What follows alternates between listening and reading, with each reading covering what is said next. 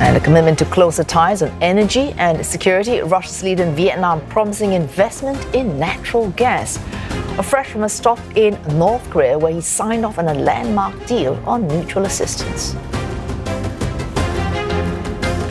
And for more on the Russian leader's visit to Asia, we're joined by Nguyen Khac Giang. He's visiting fellow of the Vietnam Studies Program at ISEAS-Yusof Ishak Institute. Thanks for joining us, Dr. Nguyen.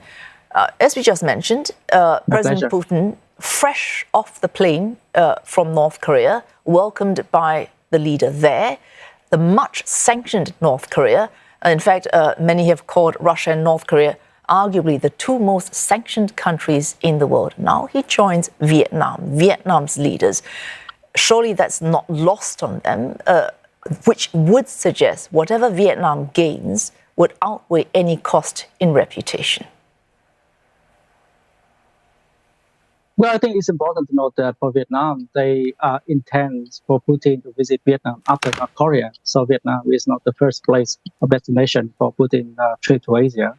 And I think the relationship between Russia and Vietnam now can be considered as a friend with benefit, when you have Russian wants to show that they are not really isolated internationally by having visit not only North Korea, but also Vietnam.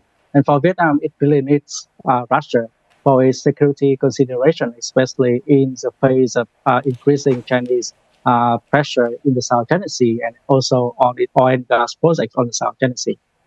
All right, you break that down for us. So it's dependent on Russia, one as a major arms importer. So I think up to last year, from 1995, about more than 80%. That's dropped off a bit since the sanctions, but I think the figure is still at about 70 to 80% of Vietnam's arms still come from Russia.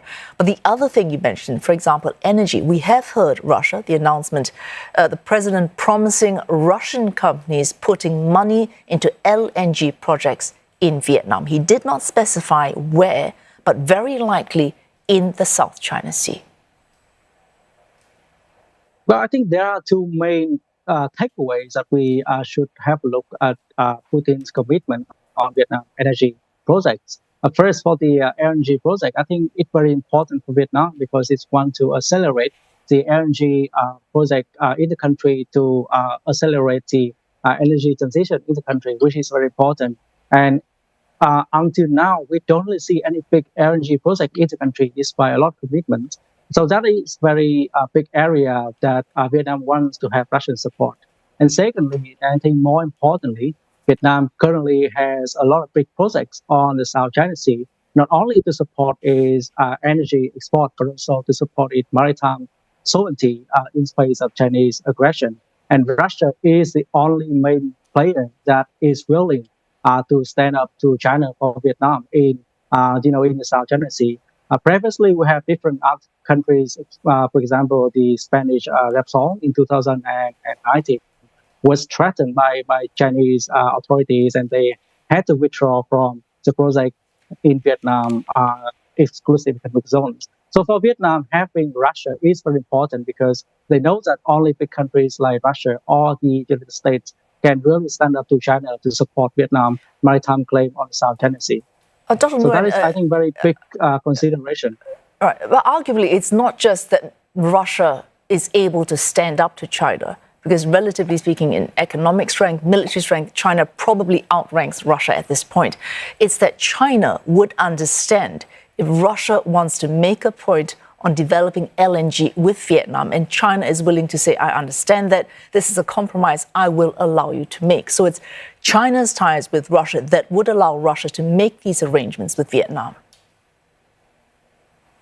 Well, I think I would say it's a two-edged consideration from Russia. Because firstly, have Vietnam on the projects on the South China Sea, I think will give Russia, I think a very big bargaining chip when they deal with China, because now they move closer to China, and there is a risk of Russia becoming, a country within the orbit of the Chinese authorities. So for Russia, having a country like Vietnam, out the back door of the Chinese maritime ambition would help Russia a lot in the negotiation with the Chinese authority. At the same time, Paul Vietnamese leader in Hanoi is really concerned because they know that after the invasion of Ukraine, Russia has nowhere to go except China for support in terms of trade, economic, and technology. So they know that in the near and medium term, they can trust Russia for its support in the project on the South China Sea. But in longer term, if Russia, continue its deterioration in its power and needs to increasingly depend on China, and there is the risk that Russia will compromise Vietnam's interest and trade its interest on the South China Sea. So Vietnam is hoping, looking at the US, Russia, and China, pardon me for cutting in, each one can provide Vietnam, the other cannot provide. Very quickly, if you could sum up for us what each one, US, China, Russia, what each one provides to Vietnam, very quickly. This is very interesting for China. It can provide ideological support because they are both communists. It can provide trade and economic support and cooperation like other Southern countries. But it is a threat in terms of maritime disputes on the South China Sea.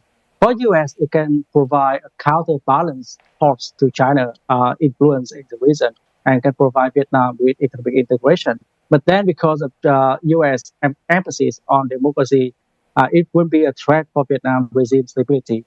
For Russia, it can provide security, arms, and energy projects, but it doesn't have the capacity, also interest, because Asia-Pacific is just too far away from Russia. So I think all three major powers will have different advantages and disadvantages for Vietnam when dealing with them. And that's the reason why Vietnam tries to hedge its interest against all those three main powers. Oh, thanks for spelling out that triangulation of interest there for us. Dr. Nguyen Khac Giang, visiting fellow of the Vietnam Studies Program at ISEAS-Yusof Ishak Institute.